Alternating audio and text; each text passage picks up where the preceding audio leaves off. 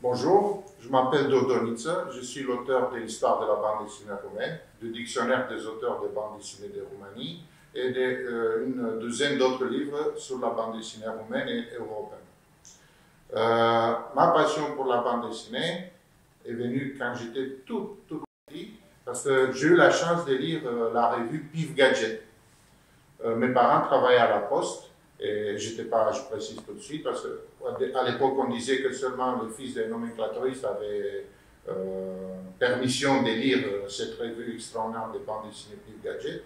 Mais mes parents, eux, ils travaillaient à la poste et comme ça, j'ai pu avoir un abonnement pendant 6 ans.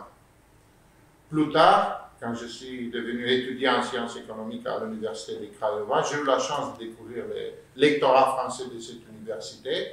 Et j'ai appris que la bande dessinée, ce n'est pas que Pif, mais plein d'autres séries, plein d'autres auteurs. Et là, vraiment, j'avais 20 ans, 22 ans peut-être, et je suis tombé comme Obélix dans la marmite, avec la potion magique. Moi, je suis tombé dans la bande dessinée franco-belge, et j'y suis resté jusqu'aujourd'hui. Mais je savais qu'il existe aussi une bande dessinée roumaine, et à l'époque, avant la chute du communisme, on ne parlait pas du tout de cette bande dessinée.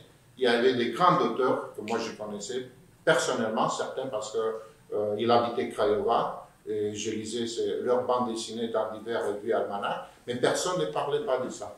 À ce moment-là, j'ai eu envie de lire, de créer, de raconter leur histoire.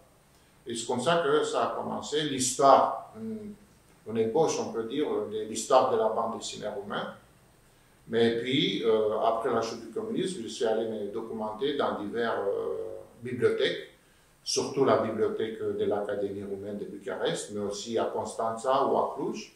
Et là, j'ai découvert surtout la richesse, l'énorme richesse de la bande dessinée roumaine, surtout entre les deux guerres mondiales. J'avais lu dans les revues françaises que je trouvais au lectorat français de l'université de Craiova qu'il existe en France, à Angoulême, un grand festival de bande dessinée. Et j'avais envie d'y aller avec mes amis auteurs de bande dessinée, mais bien sûr, ce n'était pas évident au début des années 90. Et alors, on a dit, on va organiser notre propre festival Angoulême à Roumanie.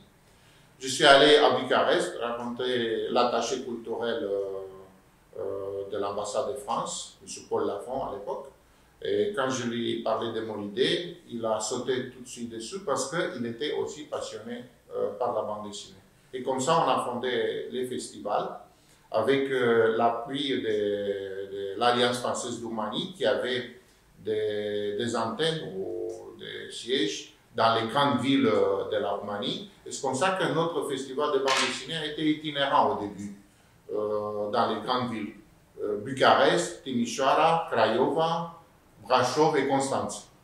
Et puis, dans les dernières années de son existence, c'est-à-dire la 29e édition, c'était la dernière, mais avant ça, déjà les dernières éditions étaient organisées uniquement à Constanța, parce que là, l'Alliance française avait une très bonne équipe, et vous savez très bien que les rôles d'une équipe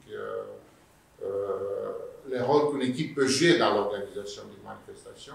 Et avec l'équipe de Constanța, avec l'appui des musées d'art de Constanța, on a fait une grande fête de la bande dessinée, mais aussi de la francophonie. Parce que le but du salon, une des buts du salon, d'un côté c'est la promotion de la bande dessinée, mais de l'autre côté c'est la promotion de la langue française par l'intermédiaire de la bande dessinée.